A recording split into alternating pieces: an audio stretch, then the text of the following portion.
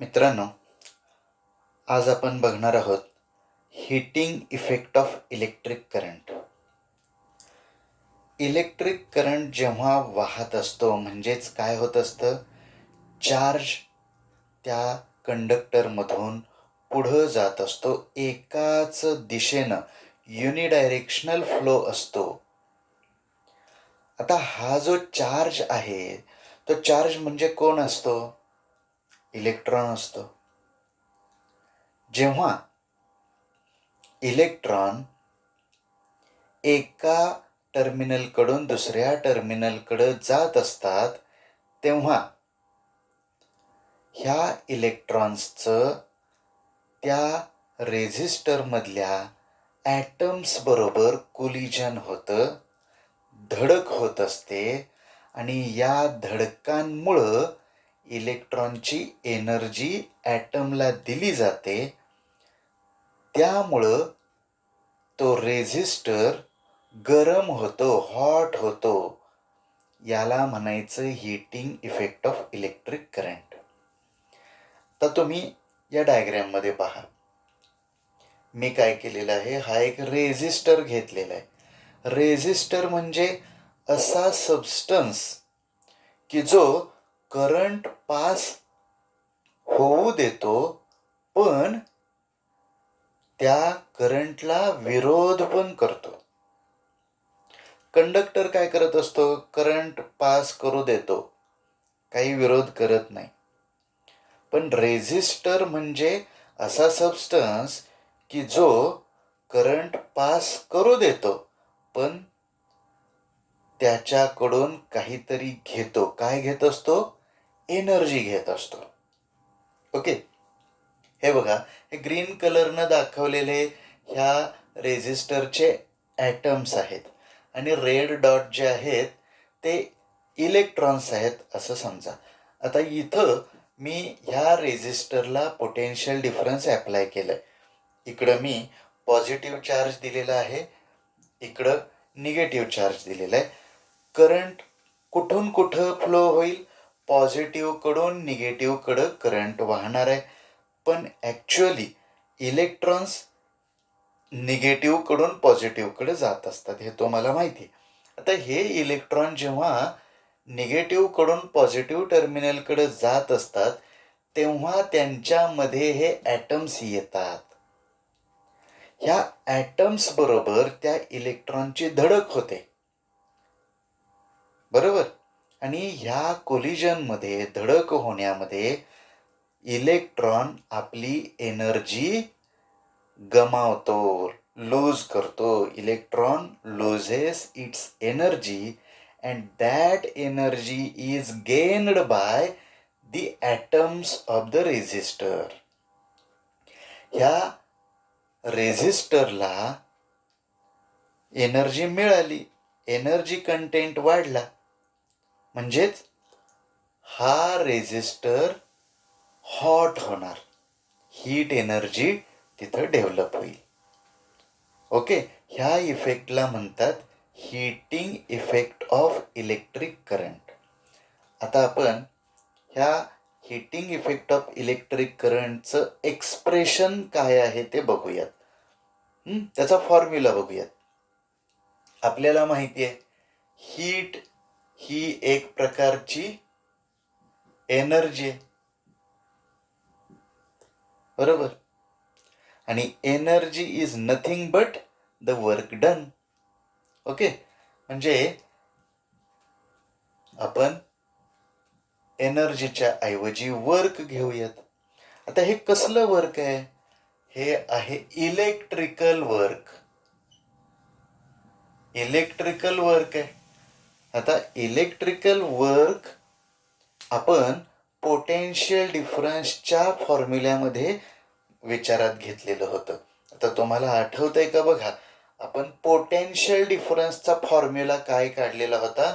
V is equal to W/Q, बरोबर. Potential difference is nothing but the work done in moving unit positive charge. Unit चार्जला एका पॉइंटकडून दुसऱ्या पॉइंटकडं move होण्यासाठी घडून आलेलं वर्क म्हणजे पोटेन्शियल डिफरन्स असतं. पोटेन्शियल डिफरन्स हे एका चार्जसाठीचं वर्क म्हणून क्यूनं आपण डिव्हाइड केलेलं होतं. आता यावरून मी डब्ल्यूचा फॉर्म्युला काय लिहू शकतोय? W is equal to V into Q. बरोबर. मी या ठिकाणी व्ही इंटू क्यू लिहितो. ओके. आता हे झालं H is equal to V Q. याला इक्वेशन 1 म्हणूयात. नाव आता आपण व्ही साठीचा दुसरा फॉर्म्युला जो ओहम्स लॉ वरून आपण काढतो तो इथं घेऊयात. V is equal to I R. का बरं? By Ohm's law.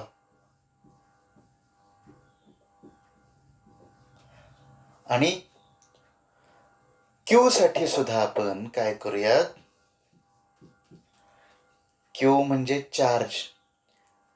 क्यूला आपण करंटच्या भाषेत लिहूयात. तुम्ही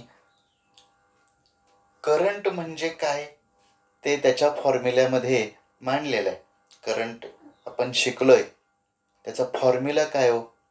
करंट म्हणजे rate of flow of charge म्हणजे I is equal to Q upon T.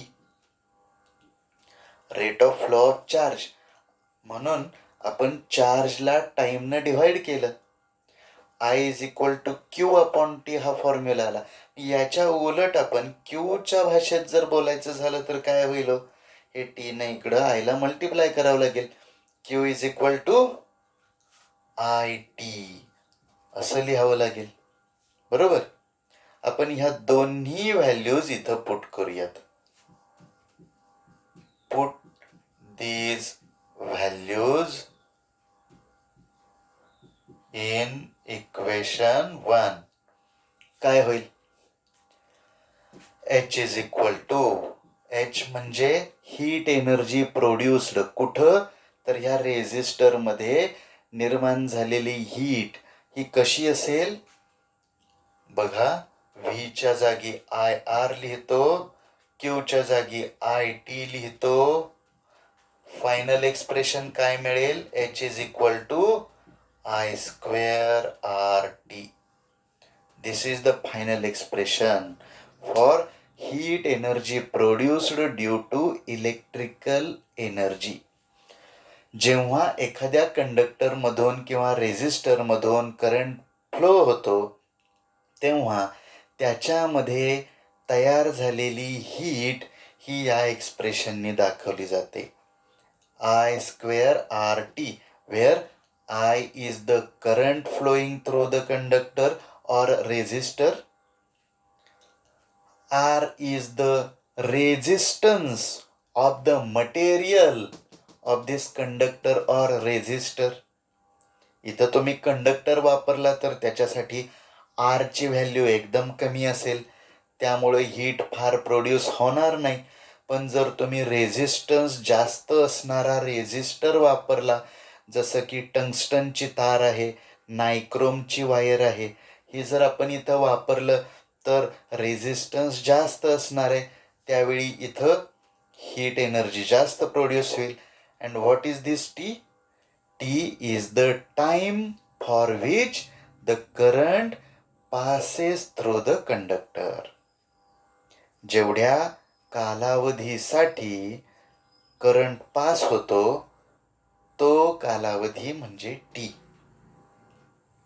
तर हे जे एक्सप्रेशन आहे हे जूल या सायंटिस्टनं एक्सपेरिमेंटच्या साह्यानं प्रूव्ह केलेलं होतं आणि त्यांनी जूल्स लॉ पण मांडला होता. काय सांगितलं होतं त्यांनी? The heat produced due to current is given by this expression I square R T. त्यांनी असं सांगितलं होतं की heat is directly proportional to the square of the current. Heat is directly proportional to the resistance of the conductor and heat is directly proportional to the time for which current flows. तर हा formula फार महत्त्वाचा आहे. ही मिळणारी heat जूलमध्ये मिळालेली असते. जर तुम्हाला कॅलरीमध्ये मिळवायची असेल तर याला 4.18 डिव्हाइड करावं लागेल.